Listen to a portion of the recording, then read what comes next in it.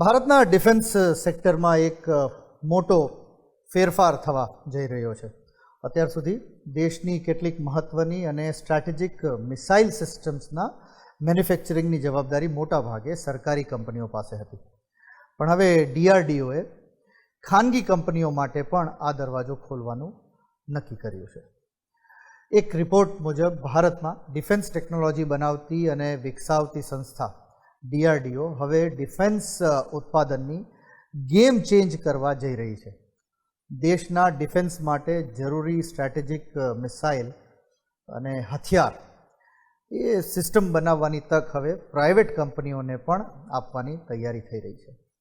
સરકાર ટેકનોલોજી અને ડિઝાઇન વિકસાવશે અને યોગ્ય કેપેસિટી ધરાવતી પ્રાઇવેટ કંપનીઓને તેનું લાર્જ સ્કેલ પ્રોડક્શન કરવાની તક મળી શકે છે. પરંતુ અહીં એક વાત ખૂબ મહત્ત્વની છે. એવું નથી કે કોઈ પણ ખાનગી કંપની સીધી જઈને મિસાઇલ બનાવવાનું શરૂ કરી દે. પહેલાં કંપનીની technical capacity, financial strength, manufacturing અને મોટા પ્રોજેક્ટ સંભાળવાનો જે એનો અનુભવ છે એ બધું ચેક કરવામાં આવશે.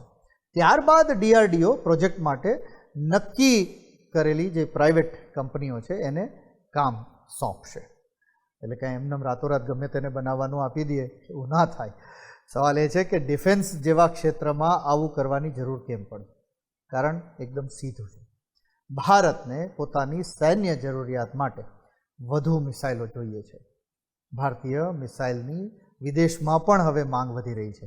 એટલે માત્ર એક કે બે સરકારી મેન્યુફેક્ચરર પર આધાર રાખીને પ્રોડક્શન વધારવું મુશ્કેલ બની શકે છે. અહીં પ્રાઇવેટ પ્લેયર્સની એન્ટ્રીથી મેન્યુફેક્ચરિંગ કેપેસિટી અને જે એની ઝડપ છે એ બેઉ વધી શકે છે. તેનાથી ઘણા ફાયદા થશે. એક તો વધુ મિસાઇલ્સ ભારતમાં જ બનશે. બીજું, દેશને લાંબા ગાળે ફોરેન વેપન્સ પરની જે પોતાની નિર્ભરતા છે એ ઘટાડવામાં પણ મદદ મળશે. ત્રીજું, ખાનગી કંપનીઓ પોતાનું રોકાણ કરશે, નવી ટેકનોલોજી લાવશે અને સપ્લાય ચેઇનમાં અનેક નાના મોટા ઉદ્યોગો જોડાશે. તેની સાથે metal, electronics, sensors, software, aerospace components આ બધું બનાવતી જે કંપનીઓ છે અને આમાં લાર્જલી MSME કંપનીઓ હશે, તો આ બધી MSME કંપનીઓને પણ કામ મળી શકે છે. ભારતમાં અત્યારે પણ કેટલીક પ્રાઇવેટ કંપનીઓ ડિફેન્સ મેન્યુફેક્ચરિંગમાં કામ કરી રહી છે. અદાણી ડિફેન્સે મધ્યપ્રદેશના શિવપુરીમાં મિસાઇલ ઇકોસિસ્ટમ માટે 2500 કરોડના રોકાણની જાહેરાત કરી દીધી છે. Tata advanced systems, Kalyani strategic systems, L&T આવી અન્ય કંપનીઓ પણ ડિફેન્સ પ્રોગ્રામ્સમાં ઓલરેડી સક્રિય છે. અત્યાર સુધી ખાનગી કંપનીઓ પ્રાઇમરીલી જે કન્વેન્શનલ ડિફેન્સ સિસ્ટમ્સ હોય ને, જેમ કે રેડાર કે એર ડિફેન્સ સિસ્ટમ, મિસાઇલ્સના અમુક પ્રકારો, કોમ્પોનન્ટ્સ એવા બધા વગેરેમાં કામ કરતી આવી છે.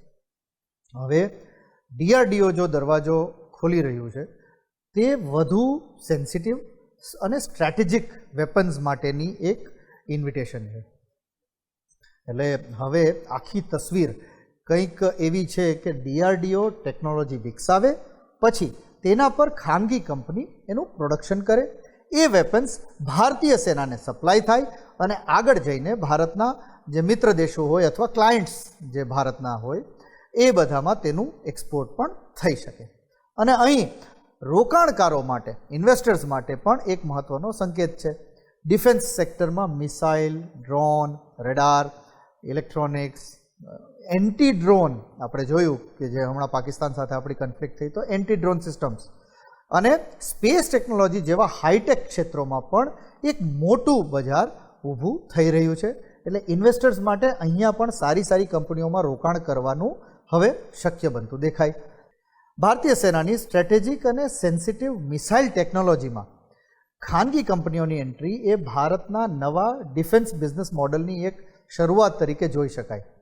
પણ એ ન ભૂલવું જોઈએ કે ખાનગી કંપનીઓનો જે મુખ્ય હેતુ હોય એ પ્રોફિટ હોય છે એવું આપણું માનવું છે. જ્યારે સ્ટ્રેટેજિક વેપન્સ જે છે એમાં દેશની સિક્યોરિટી એ મહત્ત્વની હોય છે.